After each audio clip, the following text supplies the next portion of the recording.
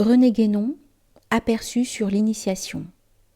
Chapitre 30, Initiation effective et initiation virtuelle.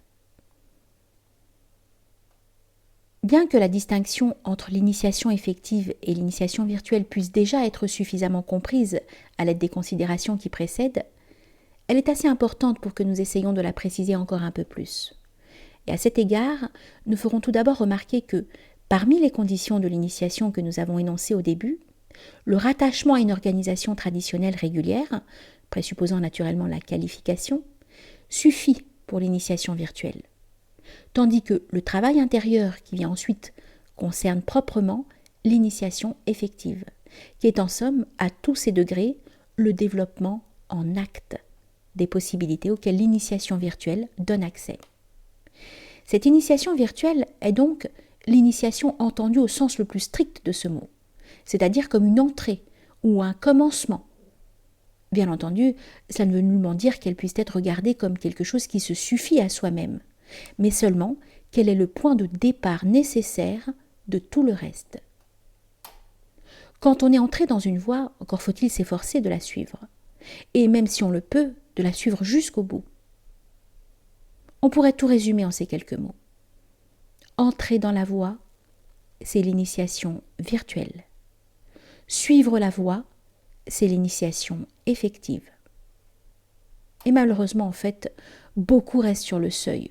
Non pas toujours parce qu'eux-mêmes sont incapables d'aller plus loin, mais aussi surtout dans les conditions actuelles du monde occidental, par suite de la dégénérescence de certaines organisations, qui, devenues uniquement spéculatives, comme nous venons de l'expliquer, ne peuvent par là même les aider en aucune façon pour le travail opératif, fût-ce dans ces stades les plus élémentaires, et ne leur fournissent rien qui puisse même leur permettre de soupçonner l'existence d'une réalisation quelconque.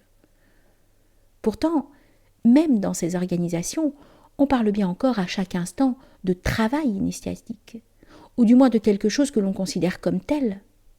Mais alors, on peut légitimement se poser cette question. En quel sens et dans quelle mesure cela correspond-il encore à quelque réalité ? Pour répondre à cette question, nous rappellerons que l'initiation est essentiellement une transmission. Et nous ajouterons que ceci peut s'entendre en deux sens différents.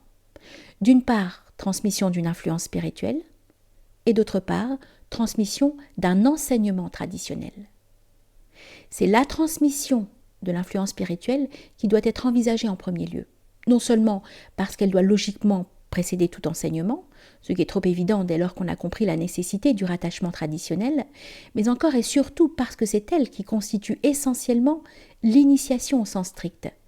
Si bien que, s'il ne devait s'agir que d'initiation virtuelle, tout pourrait en somme se borner là, sans qu'il y ait lieu d'y adjoindre ultérieurement un enseignement quelconque.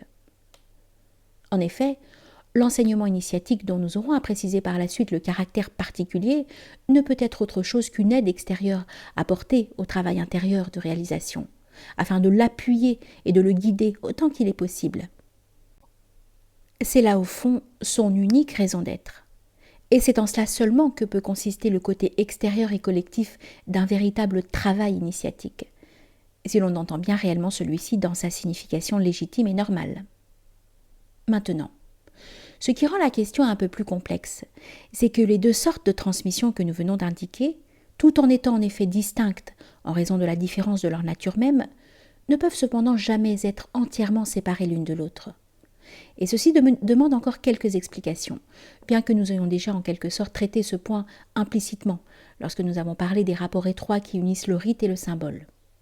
En effet, les rites sont essentiellement et avant tout le véhicule de l'influence spirituelle, qui sans eux ne peut être transmise en aucune façon.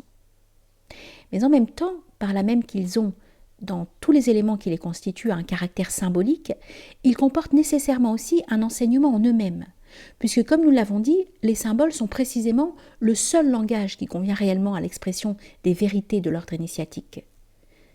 Inversement, les symboles sont essentiellement un moyen d'enseignement, et non pas seulement d'enseignement extérieur, mais aussi de quelque chose de plus, en tant qu'ils doivent servir surtout de support à la méditation, qui est tout au moins le commencement d'un travail intérieur. Et ces mêmes symboles, en tant qu'éléments des rites et en raison de leur caractère non humain, sont aussi des supports de l'influence spirituelle elle-même. D'ailleurs, si l'on réfléchit que le travail intérieur serait inefficace sans l'action, ou si l'on préfère sans la collaboration de cette influence spirituelle, on pourra comprendre par là que la méditation sur les symboles prenne elle-même, dans certaines conditions, le caractère d'un véritable rite. Et d'un rite qui, cette fois, ne confère plus seulement l'initiation virtuelle, mais permet d'atteindre un degré plus ou moins avancé d'initiation effective. Par contre, au lieu de se servir des symboles de cette façon, on peut aussi se borner à spéculer sur eux, sans se proposer rien de plus.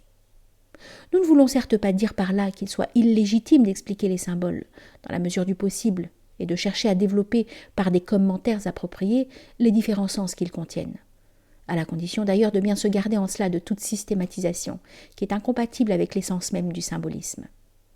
Mais nous voulons dire que cela ne devrait en tout cas être regardé que comme une simple préparation à quelque chose d'autre. Et c'est justement là ce qui, par définition, échappe forcément au point de vue spéculatif comme tel. Celui-ci ne peut que s'en tenir à une étude extérieure des symboles, qui ne saurait évidemment faire passer ceux qui s'y livrent de l'initiation virtuelle à l'initiation effective. Encore, s'arrête-t-elle le plus souvent aux significations les plus superficielles parce que, pour pénétrer plus avant, il faut déjà un degré de compréhension qui en réalité suppose tout autre chose que de la simple érudition. Et il faut même s'estimer heureux si elle ne s'égare pas plus ou moins complètement dans des considérations à côté, comme par exemple lorsqu'on veut surtout trouver dans les symboles un prétexte à moralisation, ou en tirer de prétendues applications sociales, voire même politiques, qui n'ont certes rien d'initiatique, ni même de traditionnel. Dans ce dernier cas, on a déjà franchi la limite où le travail de certaines organisations cesse entièrement d'être initiatique, fût-ce d'une façon toute spéculative, pour tomber purement et simplement dans le point de vue profane. Cette limite est aussi naturellement celle qui sépare la simple dégénérescence de la déviation. Et il n'est que trop facile de comprendre comment la spéculation, prise pour une fin en elle-même, se prête fâcheusement à glisser de l'une à l'autre d'une façon presque insensible. Nous pouvons maintenant conclure sur cette question.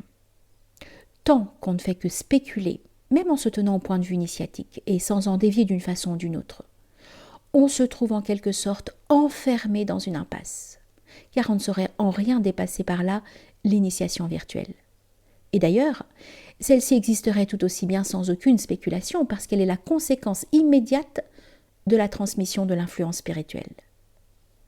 L'effet du rite par lequel cette transmission est opérée est différé, comme nous le disions plus haut, et reste à l'état latent et enveloppé tant qu'on ne passe pas du spéculatif à l'opératif.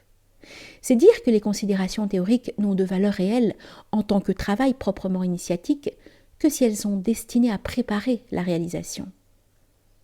Et elles en sont en fait une préparation nécessaire. Mais c'est là ce que le point de vue spéculatif lui-même est incapable de reconnaître, et ce dont par conséquent il ne peut aucunement donner la conscience à ceux qui bornent leur horizon.